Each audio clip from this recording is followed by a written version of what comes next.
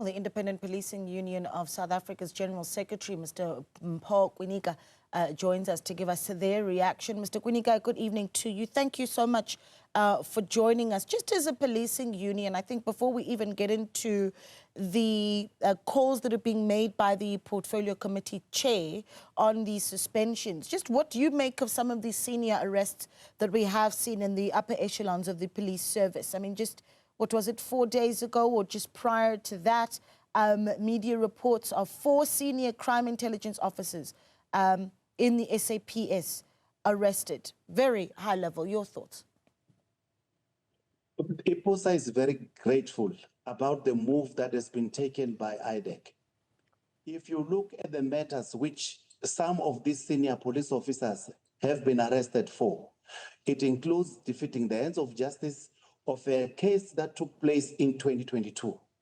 General Lushaba, we have informed the senior management at that time that they need to make sure that that case is investigated properly and that he be taken through the issues of our laws and be processed accordingly. But what did the police do? They protected him.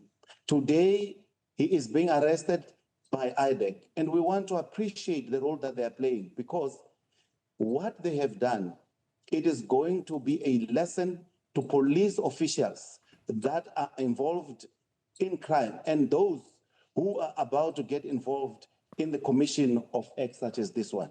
We also want to encourage our whistleblowers, the whistleblowers from within the South African Police Service and those that are outside the service, to continue and provide the information, knowing that that information is going to be put to good use. Yeah. What do you make of these calls, though, by the chairperson of the Portfolio Committee, Ian Cameron, who says that the SAPS should suspend every member of senior management in SAPS that was arrested over the past week pending the finalization of investigations?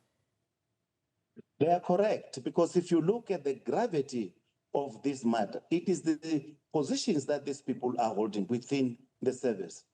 It is also the portfolios that they hold within the South African Police Service. One is managing about 6 billion rand in crime intelligence. And it cannot be business as usual. I mean, police officers, junior police officers, are suspended day in and out for committing offenses. And I'm not trying to trivialize what they're doing, but they are less serious than what these senior police officers have done. What makes the National Commissioner to hesitate? What is the procrastination all about? The crime is out there. It has been committed. Suspend them, because these affects the integrity of the service. By not doing so, he's not assisting, in building the trust that South Africans need to have on the South African Police Service. The chairperson, though, goes on to say that, yes, he acknowledges that it is presumed that one is innocent unless proven otherwise.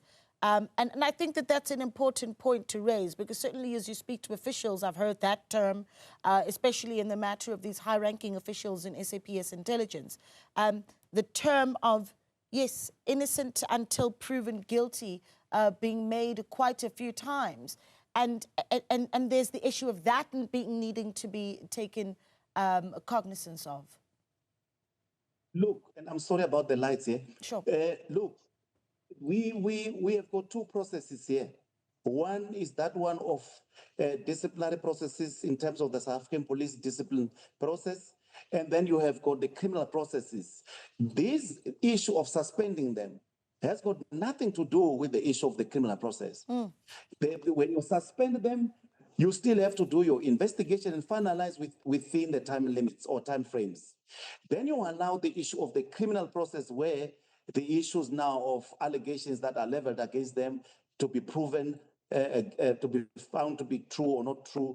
And those processes cannot be the same. So what they are saying is that let them go through the process, which is internal, and that process demands that they be suspended. The chair goes on to then talk about a skills audit that he feels within the senior echelons of the SAPS is necessary. What do you think a skills audit would find? The skills audit is going to find that not many, I think there are many police officers who have not entered into this environment through a normal process where you have to have a matric, and then you get into the system, and then you grow within the system, within the ranks, within the system, and then you'll be awarded a position due to the work that due to the qualifications that you have or experience that you have. But what we see in the SAPS today is the lateral appointments. There are people who are sourced from somewhere, just like the brigadier who is in the fray. Brigadier Mukwele is said to be coming from BMW. She went through the process of a panel that was established, and that panel should have conformed to the requirements of the national instruction, and that panel should have been authorized by the National Commissioner of Police.